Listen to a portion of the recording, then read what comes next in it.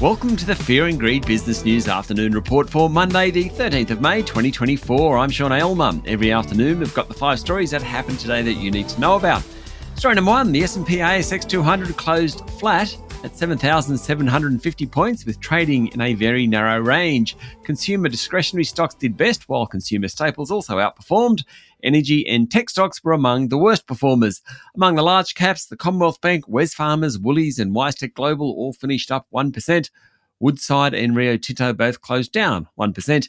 ANZ and Macquarie Group both went ex-dividend, falling 3% and 1.6% respectively. In corporate news, construction group Fletcher Building was the biggest laggard after cutting earnings guidance for fiscal 2024 due to a notable slowdown in house sales in New Zealand and a weaker Australian property market. It was also hit by a court judgment of no substantive findings in its claims against subcontractors' work that allegedly caused significant fire-related damages. Fletcher's share price by the end of all that closed down almost 11% today. And lithium explorer AVZ Minerals delisted from the ASX today, 2 years after its shares were suspended. The company's been in dispute for control of the world's largest hard rock lithium deposit in Africa.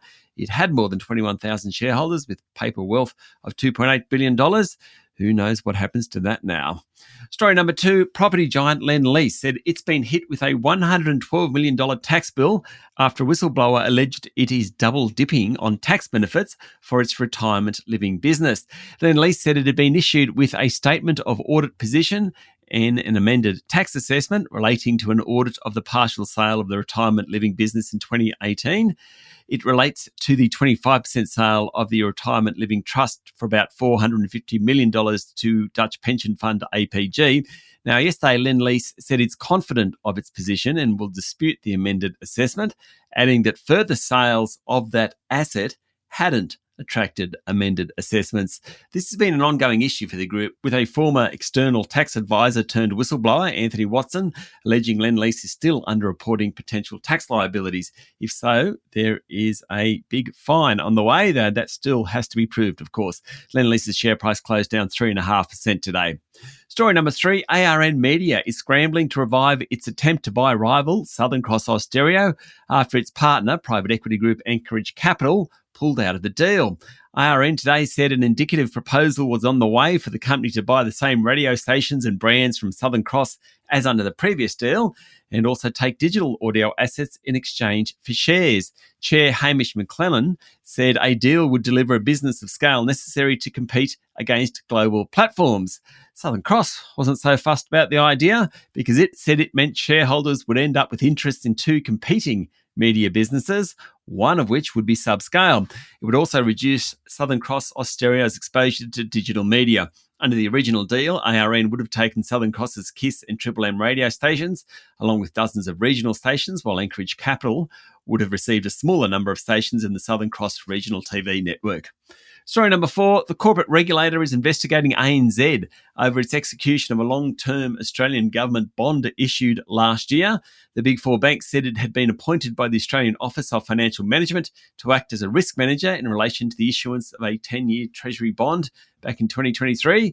That trade is now subject to a formal investigation, with ASIC investigating suspected contraventions of the ASIC and Corporations Act. ANZ said it's cooperating fully with the corporate watchdog.